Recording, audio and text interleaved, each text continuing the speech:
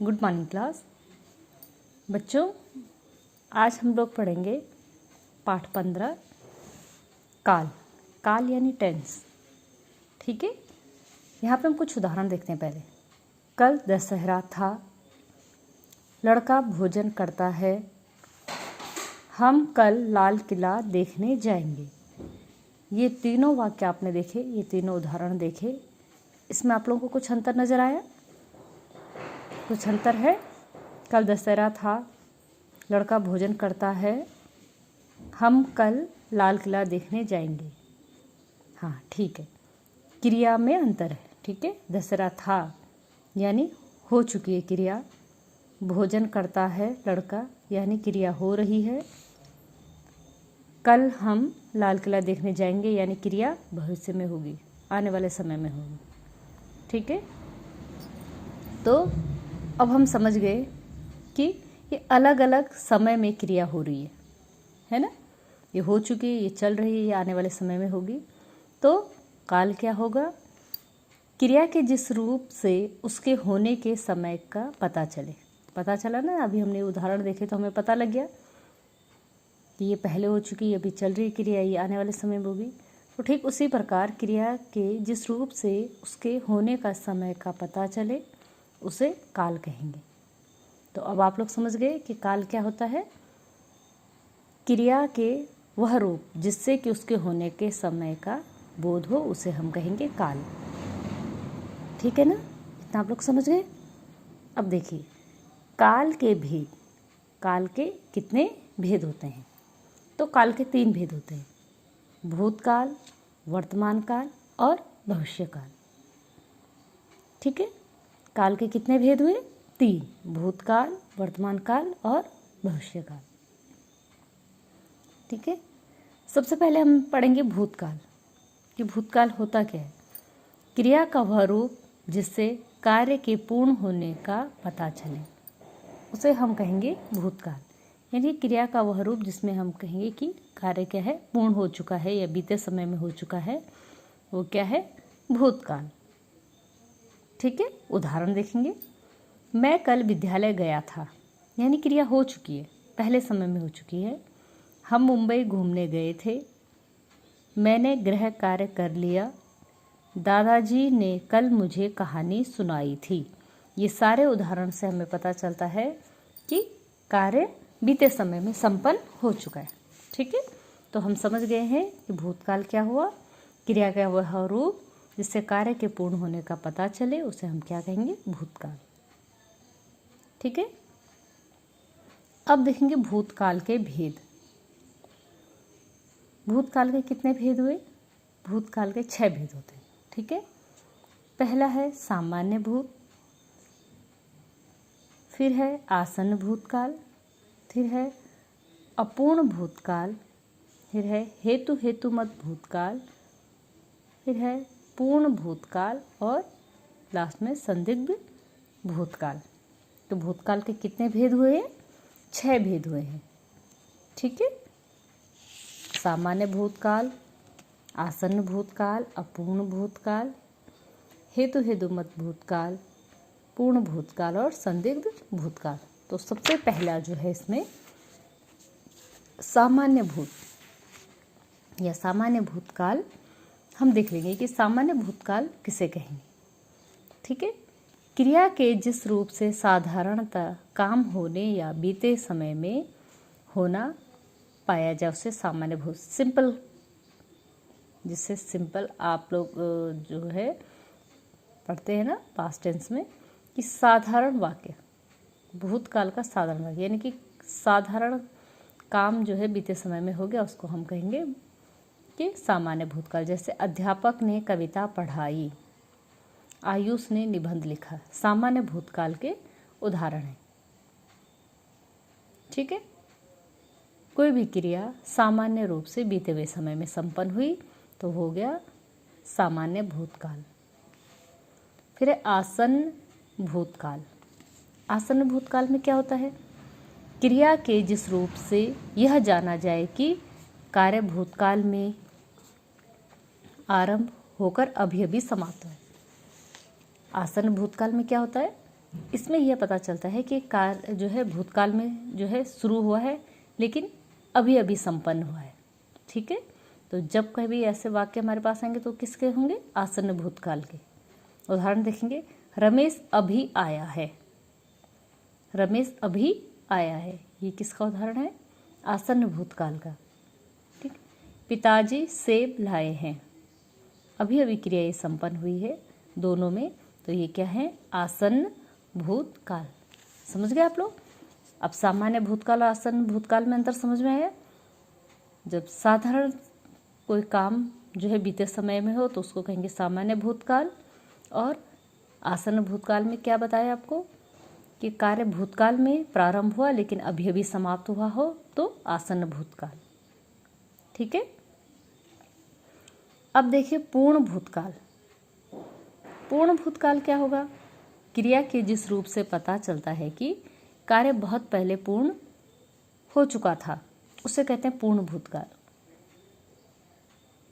बीते समय में कार्य बहुत समय पहले संपन्न हो चुका है उसको कहेंगे हम पूर्ण भूतकाल। जैसे भारत 1947 में आज़ाद हुआ, यानी बहुत समय पहले ये क्रिया हो चुकी है, ये कार्य हो चुका है। राजेश ने पत्र लिखा था। राजेश ने पत्र लिखा था, ये भी कार्य काफ़ी समय पहले संपन्न हो गया, तो ये उदाहरण किसके हैं? पूर्ण भूतकाल के। नंबर 4, अपूर्ण भूतकाल। अपूर्ण भूतकाल में क्या होता है? जिस क्रिया में कार्य भूतकाल में आरंभ हो चुका था इसका पता चलता है लेकिन कार्य समाप्त हुआ या नहीं इसका ज्ञान नहीं होता है, उसे कहते हैं अपूर्ण भूतकाल। कहने का तात्पर्य क्या है? ये तो हमें पता चल जाता है कि क्रिया भूतकाल में आरंभ हुई है लेकिन वह अभी समाप्त हुई है या नहीं इसके वाक्य से ज्ञात नहीं होता है, तो अपूर्ण भूतकाल कहलाता है। जैसे लड़के खेल रहे थे, ये तो पता चल गया कि लड़के खेल रहे थे, भूतकाल में क्रिया प्रारंभ हो गई, लेकिन कब तक खेल रहे थे इसका ज्ञात हमें इस वाक्य से नहीं हो रहा है। ठीक है, नेहा खाना खा रही थी। नेहा खाना खा रही थी, कितने समय पहले से खा रही है? अभी तक खा रही है नहीं। ये वाक्य जो है इसकी पूरी जानकारी हमें नहीं देता है, तो ये हो गया अपूर्ण भूतकाल। ठीक, 5th नंबर देखेंगे, संदिग्ध भूतकाल। क्रिया के जिस रूप से भूतकाल का बोध तो हो किंतु क्रिया के होने में संदेह हो। ठीक है, वाक्य से हमें ये तो पता चलता है कि क्रिया भूतकाल में हो रही, लेकिन क्रिया के होने में संदेह हो कि क्रिया हो रही कि नहीं हो रही, उससे कहेंगे हम संदिग्ध भूतकाल। जैसे तुमने गीता पढ़ी होगी, है ना, कंफर्म नहीं कि पढ़ी है। ठीक है, राजेश ने पत्र लिखा होगा, पत्र लिखा होगा, पढ़ी होगी, ये ऐसे वाक्य हैं जिनसे हमें क्रिया के होने में संदेह प्रकट हो रहा है कि ये हुआ होगा कि नहीं हुआ, हम सिर्फ अंदेशा लगा रहे हैं कि ऐसा हुआ होगा, तो ये क्या होंगे? संदिग्ध भूतकाल। भूतकाल में किसी क्रिया के होने पे जहाँ पे संदेह प्रकट हो वो क्या होगा? संदिग्ध भूतकाल। ठीक, 6 नंबर पे है हेतु हेतुमत भूतकाल। इसमें क्या होता है? जब भूतकाल की एक क्रिया दूसरी क्रिया पर निर्भर हो। भूतकाल में 2 क्रियाएं संपन्न होती हैं और पहली क्रिया दूसरी क्रिया पर निर्भर होती है, तो ऐसे में क्या होता है? हेतु हेतुमत भूतकाल। जैसे यदि वर्षा होती तो फसल अच्छी होती, यानी भूतकाल में अगर वर्षा अच्छी हुई होती तो भूतकाल में जो है फसल भी अच्छी होती। ठीक है, यदि तुमने परिश्रम किया होता तो पास हो जाते। तो ये जो है दोनों भूतकाल की क्रिया है, लेकिन एक क्रिया दूसरी क्रिया पे निर्भर है, तो इससे क्या कहेंगे? हेतु हेतुमत भूतकाल। इतना आप लोग समझ गए अच्छे से? आप लोगों को काल मैंने समझा दिया। काल के 3 उदाहरण आपको बताए, भूतकाल, वर्तमान काल और भविष्य काल। ठीक है, फिर हम लोगों ने पढ़ा पहला भूतकाल। भूतकाल होता क्या है और भूतकाल के कितने भेद होते हैं? 6। यहाँ तक हम भूतकाल के भेद पढ़ चुके हैं। तो भूतकाल के कितने भेद पढ़े हमने? 6 भेद पढ़े, जिसमें हमने पहला पढ़ा सामान्य भूतकाल, जिसमें क्रिया जो है सामान्य रूप से होती भूतकाल में। फिर हमने पढ़ा आसन्न भूतकाल, जिसमें जो है क्रिया भूतकाल में प्रारंभ हुई और अभी अभी समाप्त हुई हो। ठीक है, आसन्न भूतकाल। फिर हमने पढ़ा पूर्ण भूतकाल, यानी कि क्रिया भूतकाल में बहुत पहले संपन्न हो चुकी हो, वो हो गया पूर्ण भूतकाल। फिर अपूर्ण भूतकाल, जिसमें क्रिया भूतकाल में प्रारंभ तो हुई लेकिन उसके समाप्त होने का कोई ज्ञान हमें नहीं होता, कोई बोध नहीं होता है, उसको अपूर्ण भूतकाल कहते हैं। फिर है संदिग्ध भूतकाल, जिसमें भूतकाल में क्रिया के संपन्न होने में संदेह हो, उसको हम कहेंगे संदिग्ध भूतकाल। और फिर है आखिरी हेतु मत भूतकाल, जिसमें भूतकाल की दो क्रिया एक दूसरे पे निर्भर होते हैं, उसको कहते हैं हम हेतु मत भूतकाल। ठीक है ना। अब हम देखेंगे वर्तमान काल। वर्तमान काल किसे कहेंगे? क्रिया के जिस रूप से उस चल रहे समय में, यानी कि अभी जो समय चल रहा है उसमें संपन्न होने का जो है बोध हो, उसको कहेंगे हम वर्तमान काल। ठीक है। क्रिया के जिस रूप से उसके चल रहे समय में होने का बोध होता है, उसको हम कहते हैं वर्तमान काल। जैसे किसान हल चला रहा है, अनीता पुस्तक पढ़ रही है, यानी कि ये सारे जो है क्रियाएं हमें बता रही हैं कि ये अभी कार्य जो है हो रहा है। ठीक। अब देखेंगे वर्तमान काल के भेद। तो वर्तमान काल के कितने भेद होते हैं? 3 भेद होते हैं, सामान्य वर्तमान, अपूर्ण वर्तमान और संदिग्ध वर्तमान। पहला है सामान्य वर्तमान। इसमें क्या होता है? जो क्रिया वर्तमान में संपन्न होती हो उसे सामान्य वर्तमान काल कहते हैं। यानी कि सिंपल जो आपका है प्रेजेंट टेंस जिसे आप बोलते हैं, वो इसके उदाहरण हुए।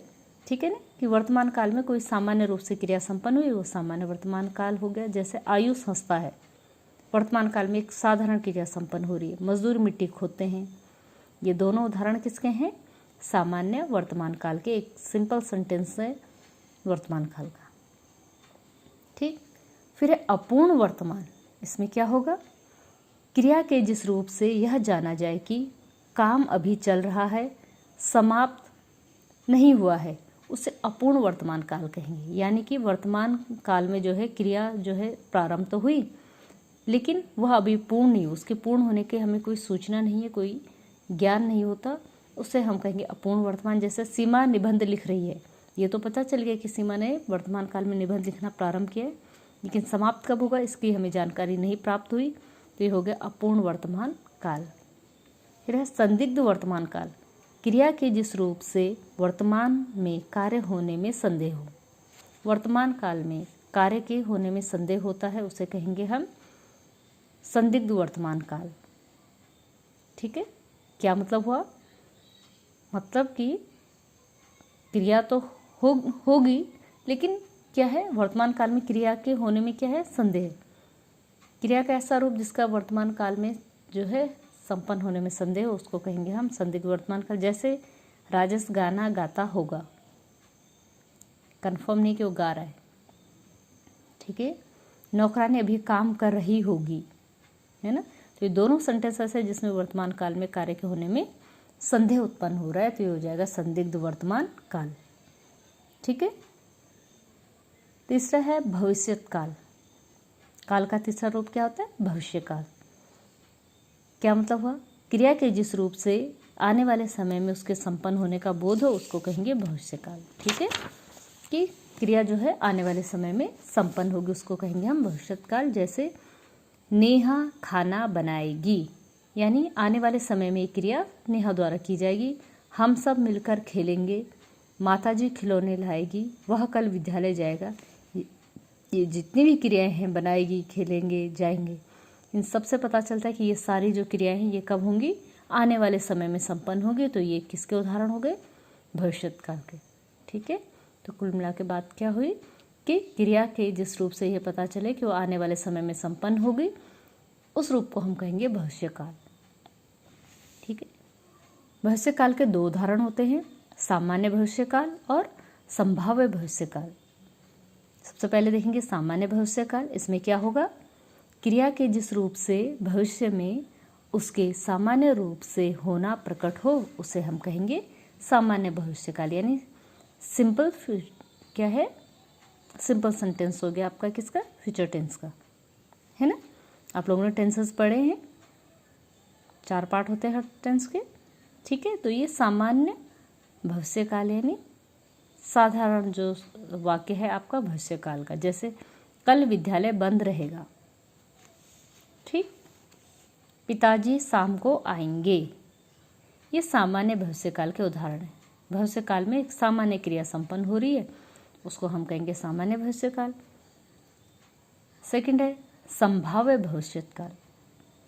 इसमें क्या होगा?